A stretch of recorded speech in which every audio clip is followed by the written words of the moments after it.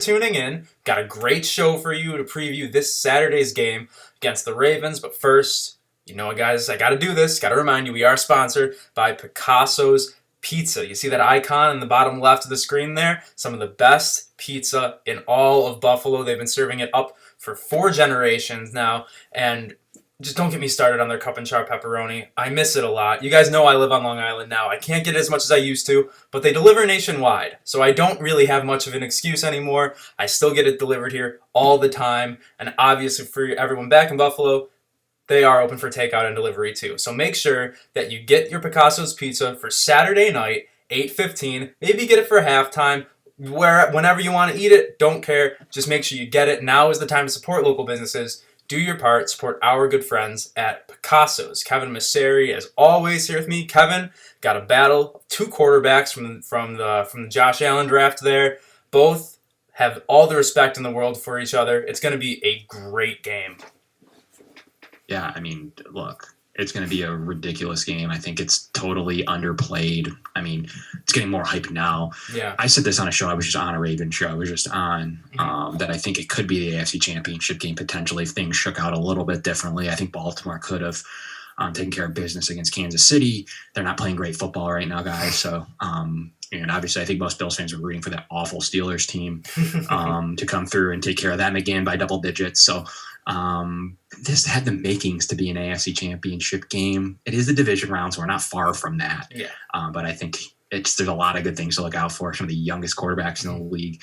Really interested to get Kevin's take on it over there from Locked On Ravens. And welcome to the show, Kevin. Tell us about yourself, where we can find your work, and what's your favorite thing about Locked On Ravens? Being a former Locked On guy myself.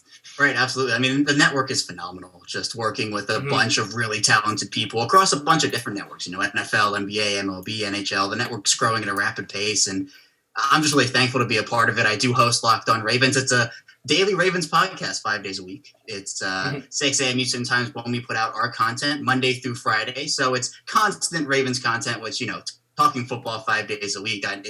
There's nothing better than doing that. I'm on Twitter at ChaosStriker34. The podcast Twitter is at Locked On Ravens. And I also write for Ravens Wire from USA Today. And I've been doing that for a couple of years. So very Ravens oriented over here. So one of my good buddies, Bills Wire, Nick Woten. And so you got you cornered over there with all the cool coverage. I appreciate that. It's, people want to follow you to get your good Ravens content. That's really appreciated. I mean, we have a great matchup to talk about, though. One that I think starting to get a little bit more notoriety in the way that this game could go. And love to dive into that a little bit more with you and see what you think specifically about this matchup. And I think the first and foremost thing we got to talk about is a quarterback. I would love to ignore it and love to move on. I know it's been beaten to death. It's the one topic that's definitely, 24-year-old quarterbacks, probably the 2 best ones out of the class. Baker's trying to make a push for it, but I don't know if he's quite to the level of these guys at this stage. We'll see what happens there, but I think it's definitely the top 2 quarterbacks from this class, probably beside Mahomes, the 2 top young quarterbacks in the league. Watson's there too. But do you think it's going to be billed as a quarterback battle? Do you think that the defenses will have something to say about this matchup, or is it going to be one of those situations where Josh Allen versus Lamar Jackson and maybe whoever performs better might come away victorious? Yeah, I certainly think this is going to end up being the battle of the quarterbacks. I know it's something that's been talked about literally all week long and will continue until Saturday night, but I think the defenses are going to play a huge part in it because really the 2 big playmakers on either side is Lamar Jackson and Josh Allen. Whichever playmaker can make the bigger plays wins the game. But then you have offenses that excel in different areas. You have the Ravens, who are a phenomenal rush offense. The Bills are that high-flying pass attack. Whereas in the matchups, these teams, you mentioned it, the matchup itself, I mean, you have the Ravens secondary versus the Bills wide receivers. Can the Bills rush defense put together a solid performance against Baltimore's rush offense, which has been historic for the 2nd straight season? I mean, but at the end of the day, these teams it's going to come down to which quarterback can make the most plays. Can Lamar Jackson throw the football? Can he extend plays? Can Josh Allen be able to go up against that Ravens secondary? Marlon Humphrey, Marcus Peters, Jimmy Smith, and even the safeties and Deshaun Elliott and Chuck Clark. There are some good players on both sides of the football for either team. And that's why, everybody's talking about whether it's going to be Buffalo, Kansas City, or Baltimore, Kansas City. But I think this matchup is the one that has the most potential to be the best of the AFC playoffs. Yeah, it really does. And just the history that Josh Allen and Lamar have with each other, obviously the game last year, it seems like these teams are in two completely different spots. Obviously the Bills' defense isn't as dominant, but the offense has just taken a leap no one really expected. Against top 10 defenses this year, they scored 33.8 points a game, and they definitely have a test against the Ravens here. So maybe we'll start with the Ravens' defense here. I've been watching a lot of interviews with reporters from the Ravens and everything, and it seems like they don't really know exactly what the Ravens might do this week because Allen is known for, this year at least, and Twitter's well documenting it, he's killing man coverage, and the Ravens love to blitz, and they love to sit back in man coverage there. So do you think they're still going to keep up that blitzing, maybe do some cover 3 on the back end, or what do you see the Ravens doing on defense this week to try and stop Josh Allen? Yeah, I can certainly see the Ravens just trying to continue with what they've been doing best all season, which is trying to blitz Josh Allen. Josh Allen holds the football a lot longer than I think a lot of quarterbacks Baltimore has faced throughout this season in the playoffs. Ben Roethlisberger, Phillip Rivers, are a couple guys who they get that football out quickly. And those types of offenses, they hurt the Ravens, and they've been a little bit iffy in defending screens this season. So if they do want to play man, if they do want to blitz, I do think Don Martindale, the defensive coordinator for Baltimore, is going to stick with what has made him, I think, a really good defensive coordinator. He said, I think it was this week or maybe late last week, that, it's good to be known for something, and I'm known for being that aggressive guy who blitzes, and Baltimore's had success with it. Something where they haven't been very successful, though, is rushing the passer with 4-man pass rush, 5-man pass rush. In order to get pressure on quarterbacks, they've needed to blitz, and I think that's part of why Don Martindale has shifted towards kind of that aggressive style defense. But what Baltimore loves to do is put 8, 9 guys up at the line, and then they'll drop 4 of those guys back, 5 of those guys back on one play, and they'll send everybody into cover 0 the next. So you have to look out for that. Young quarterbacks at the line. The Ravens have feasted on rookie second-year guys over the course of the last couple of years, really. And I mean, even in Baltimore, they've been known for their defense for years now. But we're just now getting back to the Ravens being that aggressive style defense. And with the blitzes, it's not just about, all right, the Ravens are going to send guys up the middle. They're going to send guys off the edge. So they'll run stunts. They'll do a bunch of different things. And with the Ravens, they only stacked Ryan Tannehill once on Sunday against Tennessee. And usually in the playoffs, that's not a great sign, especially when you have an offense in the Bills coming up here, who, if you can't get pressure on Josh Allen and you let him sit back there all day to throw, I mean, with the receivers he has and with the just ability he has and how he's been able to grow over the course of this season, it won't be good. So the Ravens do have to get pressure, get Josh Allen out of the pocket, but then that presents a different problem because Josh Allen is a threat with his legs. So, these, again, it comes back to the quarterback matchup, but with Baltimore, they have a bunch of studs on all 3 levels, whether it be Calais Campbell, Derek Wolfe, Brandon Williams on the first level, Patrick Queen on the second level, or I mentioned guys like Marlon Humphrey and Marcus Peters on the third. They have the talent to match up. It's just a matter of executing, and Baltimore has had some issues executing for a full 60 minutes on defense against Tennessee on Sunday in the wildcard round. That was literally what everybody has been wanting from Baltimore the whole season, which is play good, solid football for 60 minutes. And maybe it was more like 50, 55 minutes because of the first quarter. They go down 10-0. Yeah. But at the end of the day, they held Derrick Henry to 40 yards rushing on 2.2 yards per carry, which is a feat in itself. So now they have a new challenge, Baltimore, a new defensive game plan. But I still think they'll probably get aggressive on defense. That makes sense. Now, the one thing I'm really interested in is this DB receiver battle. I think it's probably one of the better matchups of the entire slate of games. We talk a quarterback, but I think the DBs of the Ravens versus the receivers of the Bills is one of the, beside what we got over there with Devontae Adams in Green Bay, I think this is one of the best matchups that we have of the slate. So what do you envision happening when you have Cole Beasley in the slot? You have Stephon Diggs on the outside. You have John Brown on the outside. And you have Gabriel Davis, a guy that Josh Allen really trusts, and a guy that got the Bills' offense going last week with 2 toe drag swags, some of the better ones of the season. And just the problem is teams don't have 4 cornerbacks. And, if the Bills go 10 personnel, what are you supposed to do? Do you have a linebacker somewhere? Are you bringing in a dime back? What's happening? And the Bills will exploit that. And if it's Davis, the guy open, they're going to take it. And Josh Allen's proven that I'll feed Diggs, but if it's Davis, you guys feel like covering with a backup cornerback, we're going to take advantage of that matchup. So what do you envision happening? How do they slow down? Obviously, the Diggs, you need your best on best. If your best wins, that is what it is. What's going to happen, though, with those secondary weapons of the Bills, the John Browns? How do you envision guarding him? What's your plan for Cole Beasley? What's your plan for Gabriel Davis? And a guy that didn't perform in the wildcard round was Isaiah McKenzie, a guy coming off a huge game to knock Miami out of the playoffs the week prior, a guy that they could unleash at any point. So what's your envision on how that goes down? And what if you were calling the defensive plays for the Ravens, what exactly would you do to not only obviously slow down Diggs, but how are you getting those secondary benefits? Yeah, I mean, Kevin, you mentioned it. Most teams don't have 4 corners to match up with the Bills, and they're arguably 5 deep at wide receiver.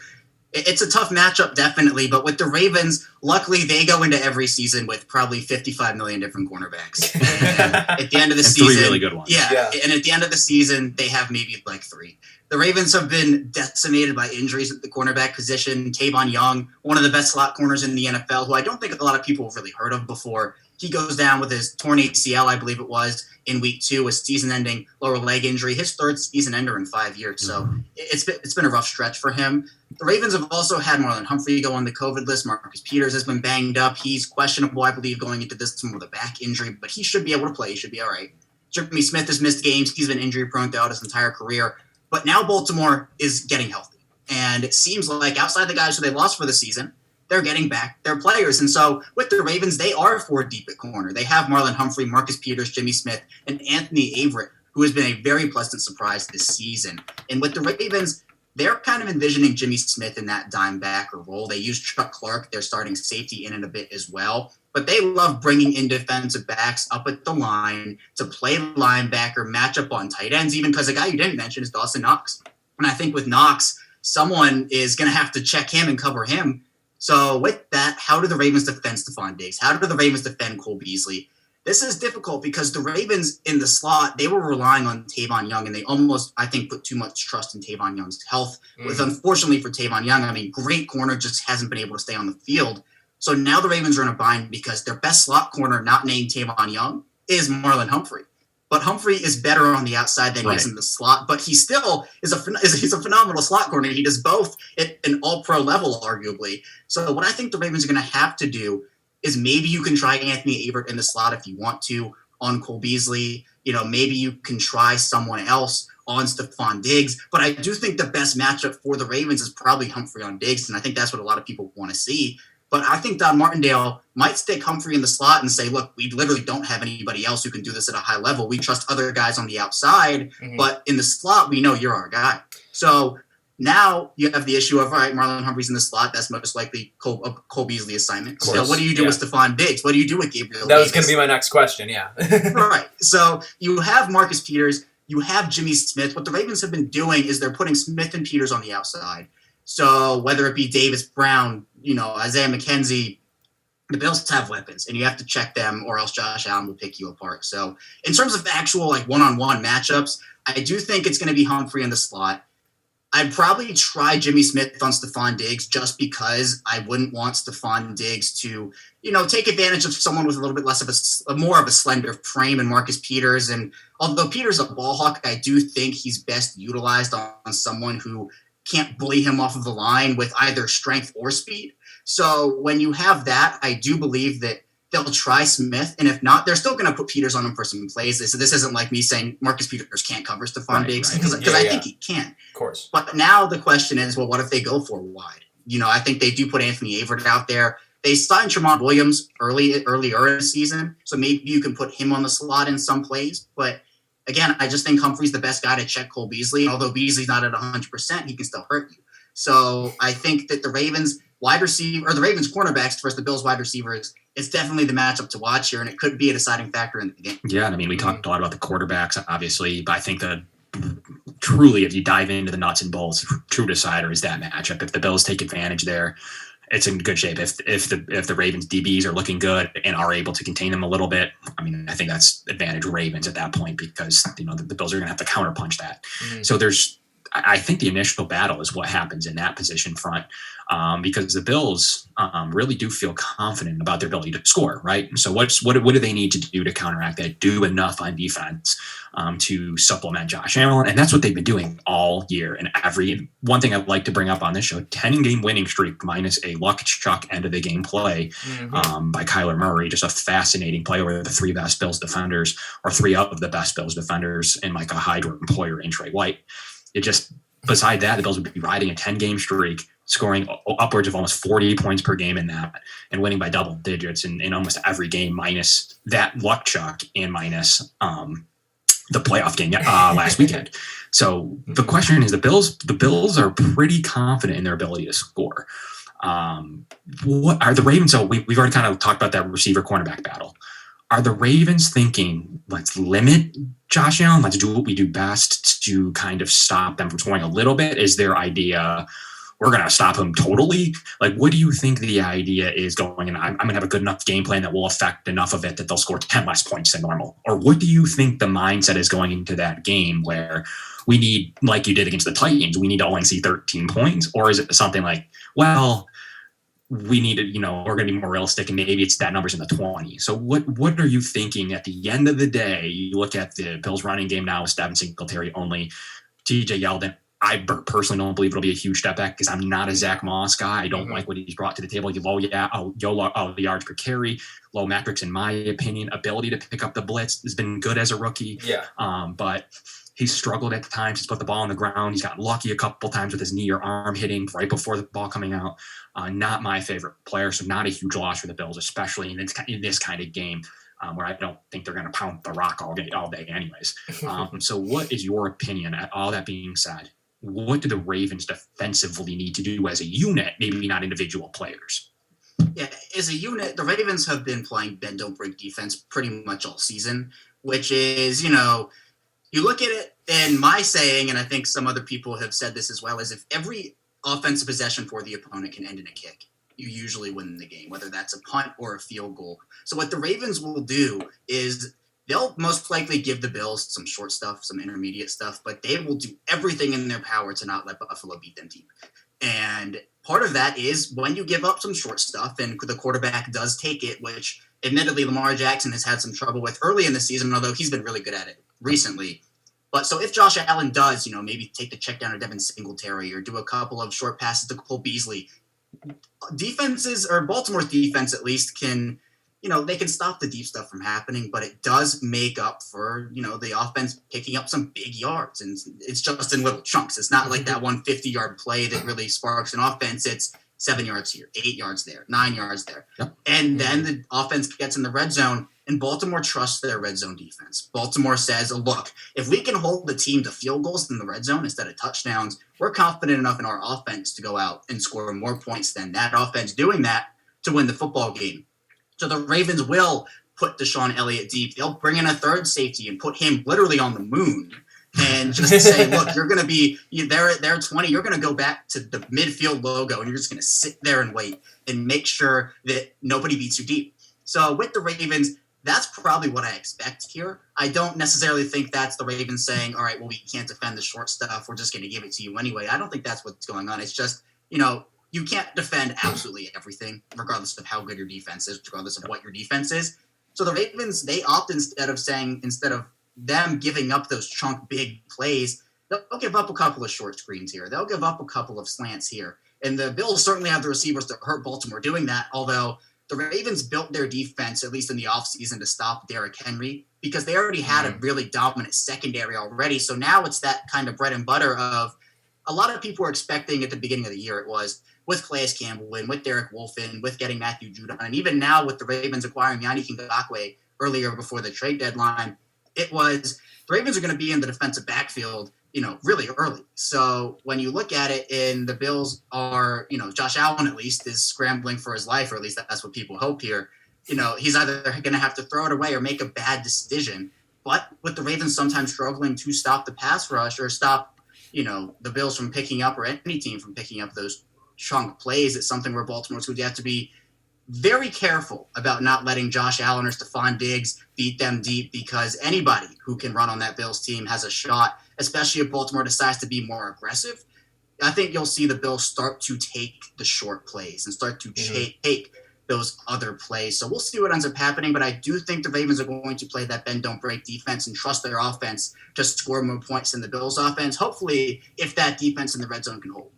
Yeah, the Bills on defense have kind of had a similar strategy this year with bend don't break, and knowing the limitations that they have. Obviously we're not great stopping the run, so we kind of let teams get run down our throats almost. But when we get to the red zone, like you saw, I don't know if you watched much of the Colts-Bills playoff game, but we had a few really good red zone stands there. One was a kind of drop by Pittman. It was a little too far for him, so call it a drop, don't call it a drop. I won't argue really either way.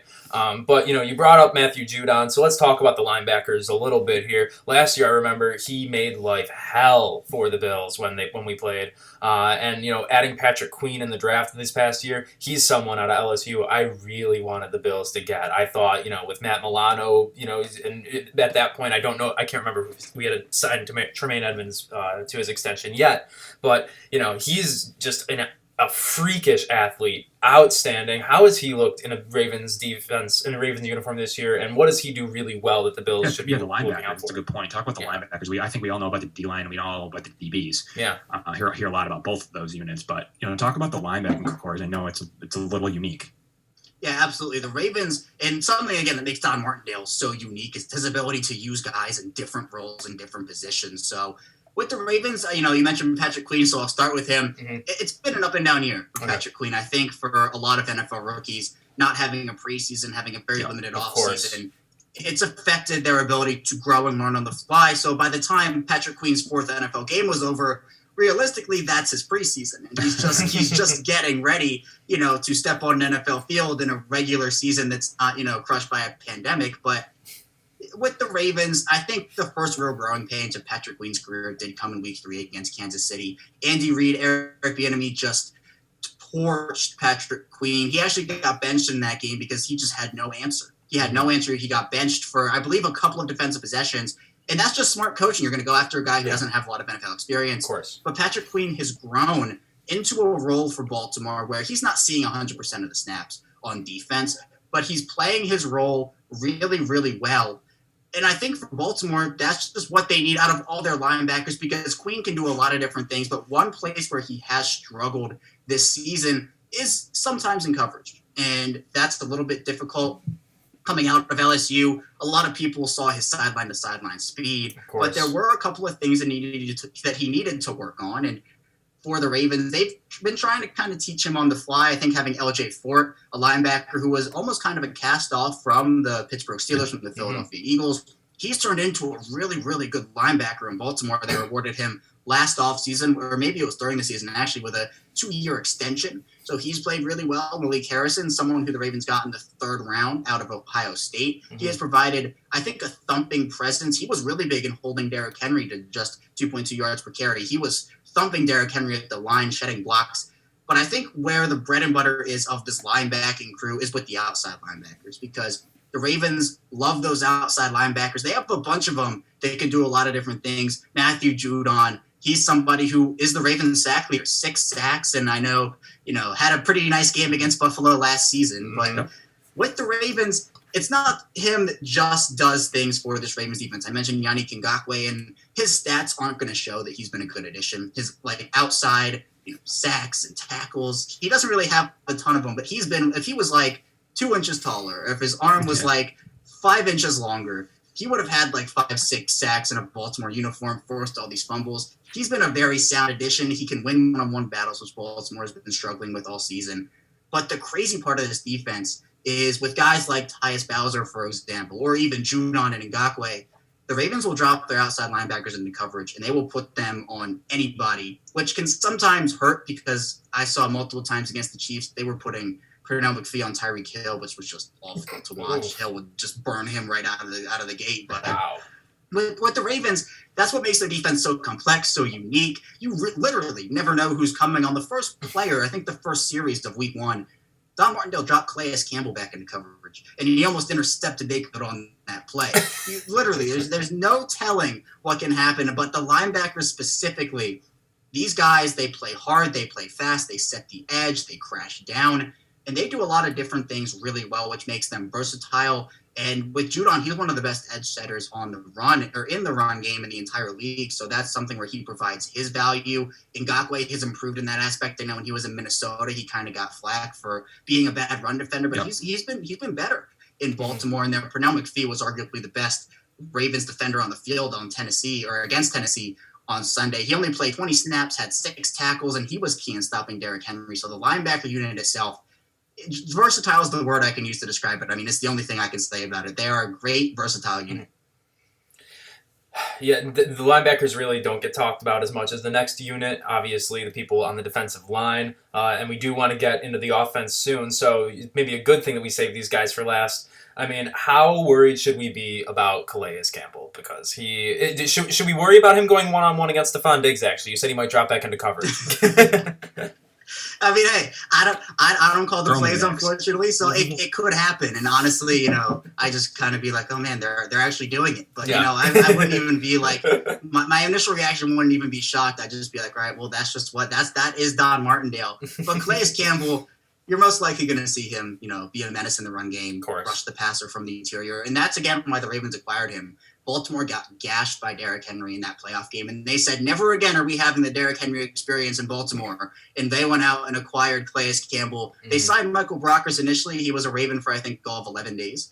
And then the physical fails for him. He goes back to the Rams. And the Ravens have had Baltimore sports, actually, the Orioles.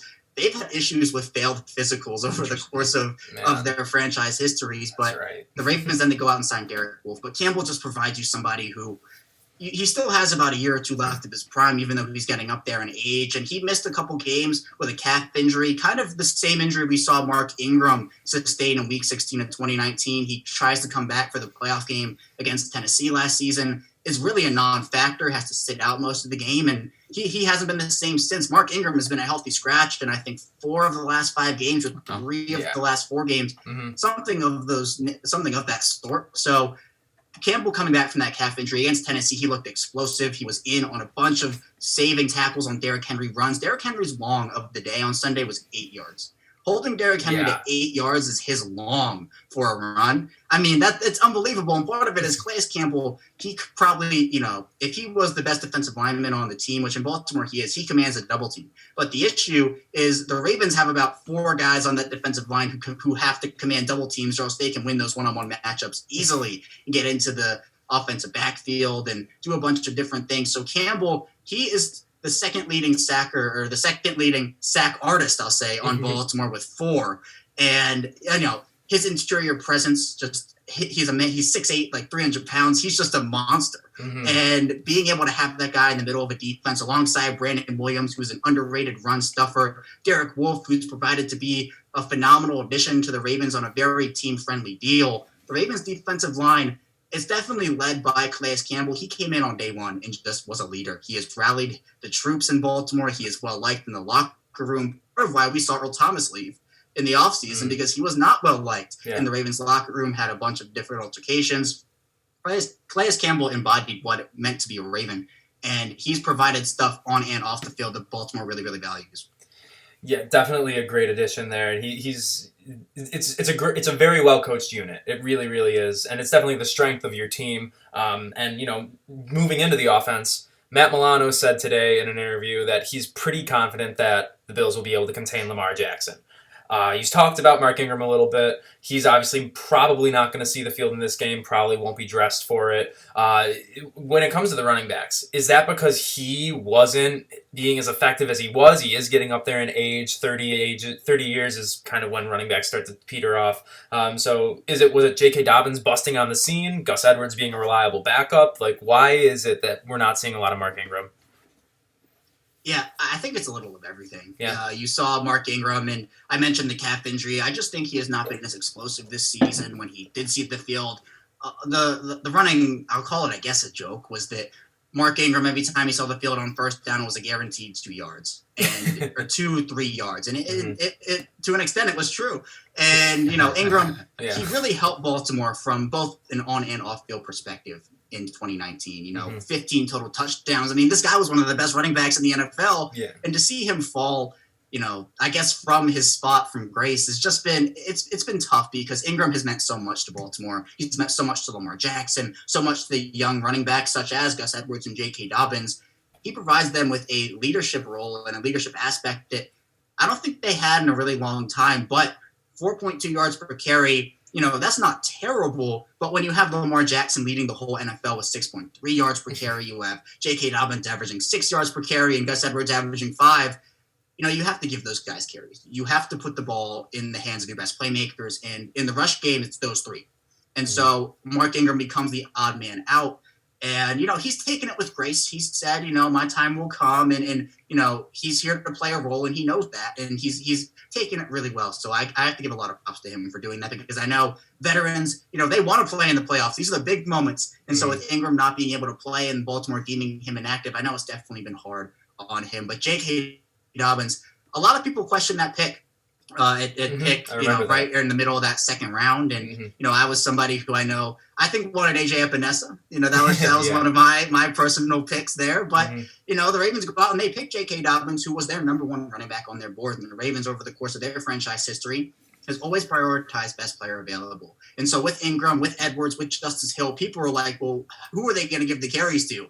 But Dobbins slowly worked his way into what I think most will classify as a lead role back, although Baltimore doesn't technically have that. They really do a nice split between Dobbins and Edwards. Yeah. But they provide you with something that I just think Ingram doesn't at this point of his career. You mentioned the 30-year-old age mark is kind of this is kind of the cutoff for running backs now. And for Ingram, unfortunately, it doesn't seem like he'll be back in Baltimore next season. He has a $6 million cap hit. The Ravens can save $5 million from cutting him. So they only have to incur a $1 million cap hit penalty. So the future is Dobbins and Edwards for this Baltimore backfield. And I think they've done a phenomenal job of kind of handing the keys over. And I think Ingram's done a good job of that himself, just being a good sport about it. And, seeing that Baltimore has all this talent with Justice Hill, who I've barely mentioned, who can see the field sometimes on third down. The running back room is deep. It's definitely, the cornerback room on offense for this Ravens team. Interesting. The Bills have an interest in veteran running backs. They've always loved having them. We'll see if those pieces are put together. If Ingram would be someone they target. Gore's in the program for a while. Yeah. TJ Yeldon's going to move on. Essentially, they'd probably love to fill in that role behind their 2 third-round picks with a guy like Mark Ingram. So that's something to keep an eye on what Baltimore does there, because I could see them signing up a 1-year deal even with less production. For sure. So that's something I'm going to keep an eye on personally. Yeah. He'd probably be a perfect name for what Sean McDermott likes to do. And it generally would find carries for him. So interested to watch that unfold in the next couple of months. But we talked a little bit about the running backs. I think what an interesting nugget you had, you wanted AJ Epinesa. The Bills are very similar to the Ravens in that regard. I would imagine if Baltimore went that way, that the Bills would have taken J.K. Dobbins. I think they would have just flipped those picks at BPA. The Bills started getting really nervous after Dobbins and a couple others had gone acres.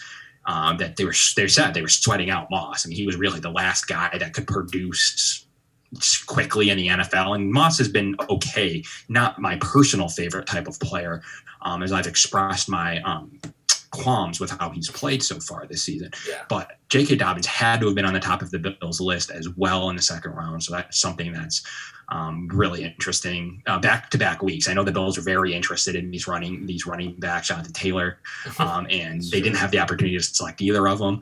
But I know that J.K. Dobbins was pretty high on the Bills list. So had you taken AJ Epinesa, we would have made a 1-for-1 trade there. Epinesa in his own right took a while to get going. Same thing as Queen. Missed an entire preseason. Didn't have a great combine, had a really slow, had in a couple of inactives in there, but has really started to play really sound football late in the season. And he's been a good addition to this defensive line that quite frankly needs it.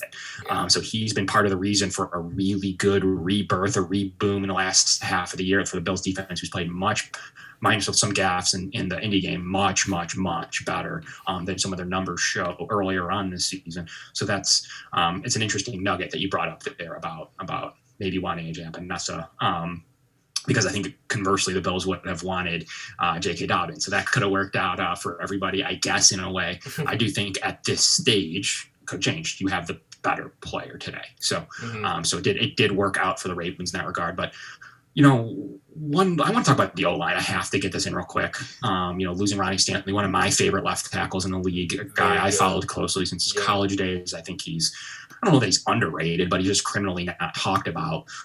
Bills have a couple of those players too, but he's kind of like that Jordan Poyer-ish, Micah Hyde-ish of the left tackle position, for sure. And missing him has got to be a big loss. So, does that play a role into at all the Ravens game plan, missing probably one of the best left tackles in the league?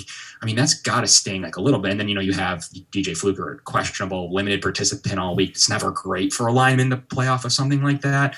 He missed time last week, right? And talk to me about the state of the offensive line. And I was starting to get a little bit more thin there. Someone like Fluker can't go or is limited. Yeah, I think for this offensive line, it's been a journey. I think that's the only way I can describe this season. You mentioned Stanley goes down. The next week, the Ravens lose Nick Boyle, who is arguably the best blocking tight end in the entire league and is a huge part of what Baltimore does on offense. But I think the way the Ravens have changed their game plan from 2019 to 2020 really all started when they traded Hayden Hurst away to the Atlanta Falcons for the pick that would actually net them J.K. Dobbins, coincidentally. But the Ravens loved to use 3 tight end sets in 2019. The way they did that was they would put in, these 3 tight ends, and you think the defense has to respond to that with heavy personnel, because if you put in smaller cornerbacks, defensive backs, even linebackers, the Ravens will just overpower you at the line and just run all down your throat. So the Ravens used the RPO game a ton in 2019 with, being able to pull back the football and having receiving threats and Mark Andrews and Hayden Hurst on the field. Nick Boyle grew a ton as a wide receiver in 2020. He goes down. So with Stanley down, with Boyle down, the Ravens pretty much essentially only had 1 healthy tight end on the roster, which from 2019's historic offense, when they had 3, it just looks a little different now. The Ravens don't really use 3 tight end sets anymore. They've relied a lot on fullback Patrick Ricard to do a lot of the stuff that I think they would want out of that 3rd tight end. For the Ravens, they do, though. It's been a bunch of rotations. The only guy who is still a starter at the position they started at in week 1 is Bradley Bowes from the left guard. They moved Orlando Brown from the right side to the left side to make up for the loss of Stanley. They've had 3 different centers who they finally found. Patrick McCarry is their guy for now. The right guard position with losing Marshall Yanda, that's, again, just another thing where you're losing a Hall of Fame guard, and the Ravens ended up replacing him with a rookie, and that didn't work out. They go to Ben Powers, which has been really nice, but the Ravens have finally found their combination. You mentioned Fluker. Him and Tyree Phillips, the rookie who started at right guard in week 1, is now in a rotation almost. The 2 will rotate in for a series throughout the course of the game, so you'll see Phillips in for 1 series, Fluker in for the next. They'll rotate back. And it's kind of based off of who's the hot hand. It's kind of with the running backs in Baltimore. If Gus Edwards is, the hot hand, you don't want to kind of disrupt their flow and their rhythm. But if maybe he gets cold, he needs a break, then you can put in J.K. Dobbins and he can kind of supplant him. With the tackle position, with the right tackle position, the Ravens have done the same thing. And, it all starts up front for this Ravens offense. Earlier in the season, we saw the Ravens have a defensive lineman in the backfield before Lamar Jackson and Gus Edwards could finish their exchange. And regardless of who your quarterback is, who your running back is, if you don't have an offensive line who can block, you're probably not going far. You're probably not going far in the NFL. That's just, unfortunately what it is. So Ravens, having found their offensive line, their offense got hot at just the right time. And in playoff football, the Ravens go, they score 20 points. Usually playoff football is a bit more defensive oriented, for the most part. I'm not saying that's always what it is, but the Ravens are going to be relying on that defense to, I think, put the offense in a situation to win. But with the offensive line, having Ronnie Stanley go down, he's arguably the best left tackle or the best tackle in the entire league, plus having the best blocking tight end go down. 2 brutal blows to an offense, but Baltimore has found a way to respond to it, I think, in a really just amazing way. Is part of responding to losing those offensive linemen more running and less passing? Because I know at the beginning of the year, or as it went on, it seemed like the Ravens were trying to prove a point to the rest of the NFL that Lamar can pass the football, and then they realized that's not where the strength of the team is, and that it's not a knock on Lamar Jackson as a football player. It's just that's better suited for his skill set. So is that why you guys run the ball so much? Yeah, I do think the Ravens tried to prove a point early in the season. I completely agree. Mm-hmm. Greg Roman, Lamar Jackson, even, these guys have admitted that, we might have forced it a bit early in the year. But, it's weird to think this historic 2019 rushing offense was still trying to find their offensive identity halfway through the 2020 season. Are we a run offense? Are we a pass offense? But here we are. The Ravens are that run offense, and I'm sure, the Ravens definitely had to adjust their game plan once Stanley and Boyle both went down. The Ravens run a bunch more pull plays. They run a bunch of motion at the line. They use a bunch of quarterback draw plays where you'll see J.K. Dobbins or Justice Hill flash across the middle of the field, and he'll run, and Lamar Jackson either hands it to Dobbins who can use his speed to get the edge, or Lamar Jackson will keep it and just run straight up the middle. Baltimore has burned teams with that play, but it wasn't something we saw a ton up until Stanley and Boyle go down. So those two, they're a big part of what Baltimore does on offense. And I know next year, not that it's time to look ahead yet, but next year I know that the Ravens will be happy to have them back. But the guys who have filled in, Eric Tomlinson, a midseason addition, Fluker, Phillips on the right side, and Orlando Brown playing just about as good on the left side as he did on the right side. He's going to make a lot of money when he's a free agent. But the Ravens have, their replacements, the guys who aren't Ronnie Stanley, who aren't Nick Boyle, they've been just as key as the guys who are making the gears turn like Lamar Jackson in their 5-0 stretch that they went on. And the Ravens pretty much had to do that. They only could lose to the New York Giants in order to make the playoffs. They put together a phenomenal run, and I really think it's credit to the offensive line. Yeah, and we might not see as much action from the receivers and the pass catchers as we will the running backs, but you guys do have some playmakers on that side. Obviously, Mark Andrews is someone that terrifies me. As a Bills fan, we saw what Jack Doyle, Mo Alley Cox, and Trey Burton did against the Bills last week. I saw Patrick Ricard got a little involved in the pass catching game there. Not that he's someone I think is going to burn the Bills, but maybe look out for him in some 3 tight end sets that you guys might run. And then of course Marquis Brown, who I always say he gave himself the nickname. I don't think he deserves to give himself the nickname Hollywood. I don't know if he's lived up to that. Do you think that maybe he's got a little star power in him? And if so, could we see him flash against the Bills secondary? Yeah, I mean, the Ravens, we've seen what the Bills did with Josh Allen, getting them the Stephon Diggs, that number one. We saw what the Cardinals did with Kyler Murray and getting him DeAndre Hopkins. The Ravens, they did not do that. They have been relying on a bunch of younger guys to do this. And Brown is somebody who, in that draft, my top 3, it was A.J. Brown, DK Metcalf, and N'Keal Harry. Marquis Brown was my number 4. And that's not me saying Marquis Brown is a bad player, but he severely struggled earlier in the season. Drops, effort issues, consistency. He drops 3 balls in that Cleveland game in week 14, but he comes back and catches the touchdown that would put Baltimore ahead for the time being. That's a big play, and then he shows up in the playoffs. Hollywood Brown in the playoffs. He maybe hasn't earned the nickname in the preseason, but Hollywood Brown in the playoffs is real, and he's proven in his 2 playoff games, both against Tennessee, that he can show up in the big moments, and he seems to be a big-time clutch receiver, but it's a matter of just him putting together the consistency. But again, kind of looking ahead to the offseason, Baltimore does need to go out and get Lamar Jackson, that number 1 receiver. Marquis Brown is somebody who is really, really good in a role, can be a number 2 on a team. But if Marquis Brown is your number 1, I don't know how far technically you can go. So getting an Allen Robinson or getting someone like a Stephon Diggs or DeAndre Hopkins, that will make this offense thrive. But for now, Marquis Brown has certainly proved that, the consistency, it's getting there. But in the playoffs, he has showed up in a big way. And then, I think that's an interesting battle too.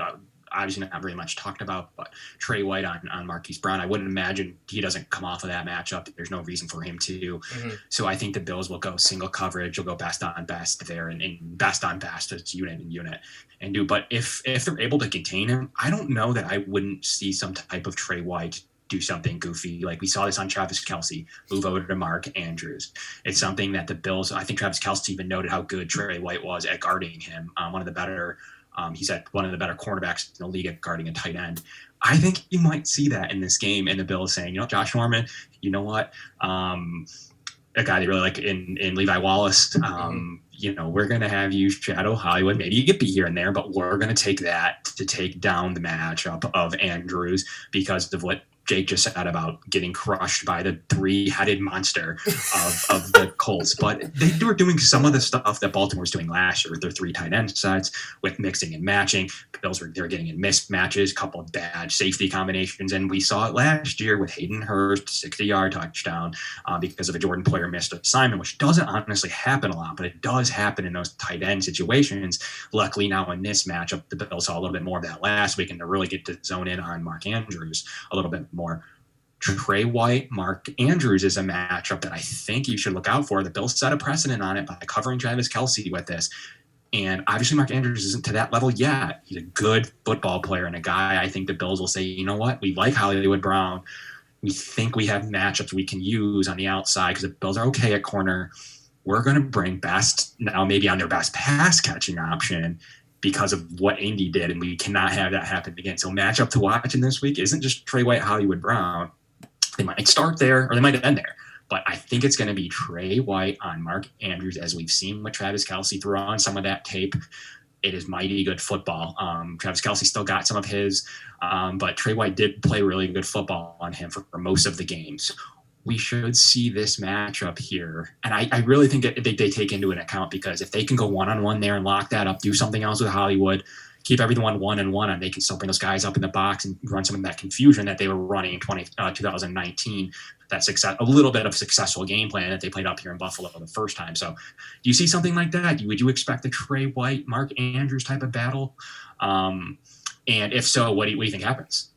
Yeah, I mean, I certainly think the Bills could do that. I think a key point for a lot of defenses is to take Mark Andrews away, just because of the chemistry that Lamar Jackson and Mark Andrews have. So then it's up to the other Ravens receivers. Can Marquis Brown win on a matchup not on Tre'Davious White? Can Miles Boykin show up and make big plays? Can Des Bryant make himself involved? There are a lot of guys that can hurt a defense, but I do think Mark Andrews is somebody who defenses have to key in on. And part of it is just getting creative. So maybe the Bills do find a Tre'Davious White and Mark Andrews matchup later in the game if Andrews, starts to find some success against linebackers or safeties. But I do think that with the Titans, they made a point to take Mark Andrews away. And then Marquis Brown showed up and made some plays. So if that's what Buffalo does, the Ravens receivers are going to have to step up in a big way, or else it could go bad fast.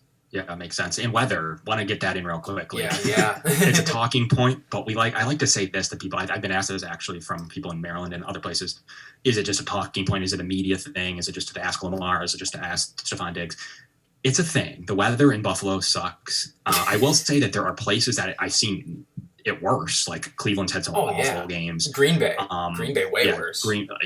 That's insane. Aaron Rodgers is probably the best player I've ever seen in the snow. But when you look at this, I mean, if I'm Lamar Jackson, I cannot want to have to change my cleats and losing my cutting ability. I'm now going to have to go with my first read because I'm going to slip.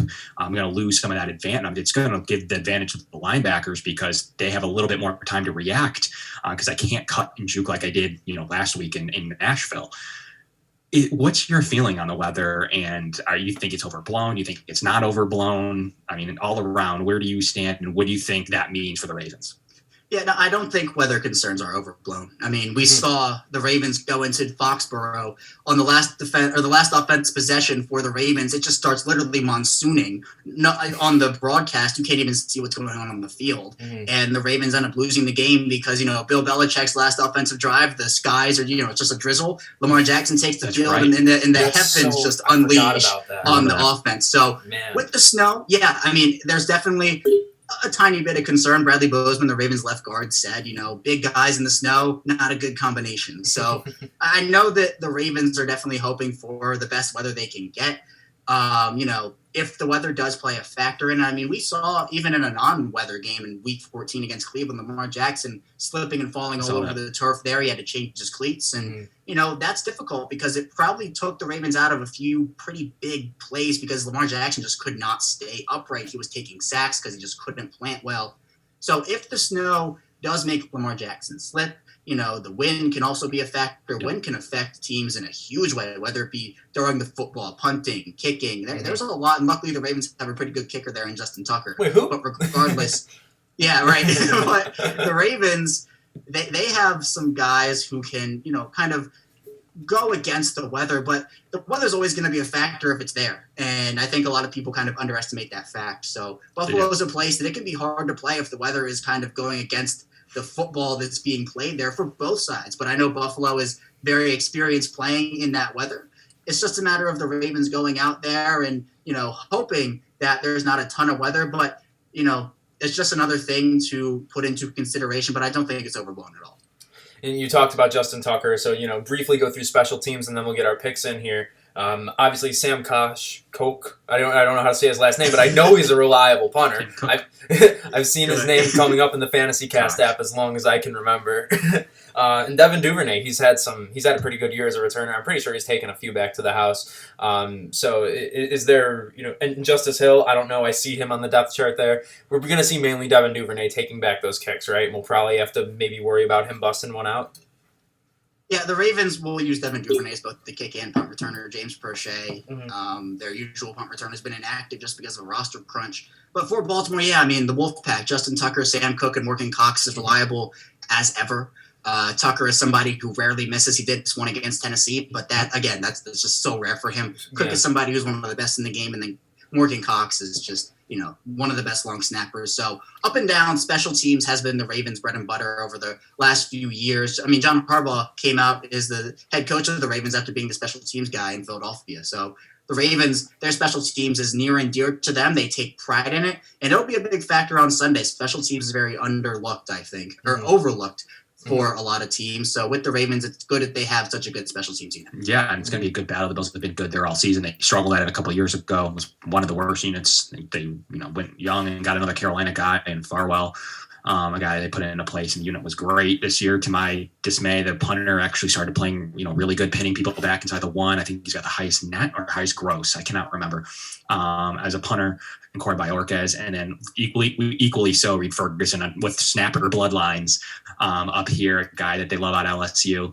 Is their long snapper who's taken a leadership role, and Tyler Bass has been every bit as good as they could have asked for in a 6th round, hitting 54-yarders in the playoff, out dueling the Georgia kicker on Indianapolis, and really being a key cog and hasn't missed a kick since week 9, and it was the 60-yarder against Seattle. So he's been growing. He's going to probably see his idol across the field from him, and he's been really good. So it was good to see him beat out Blankenship last week. They said, hey, I was drafted for a reason. You weren't.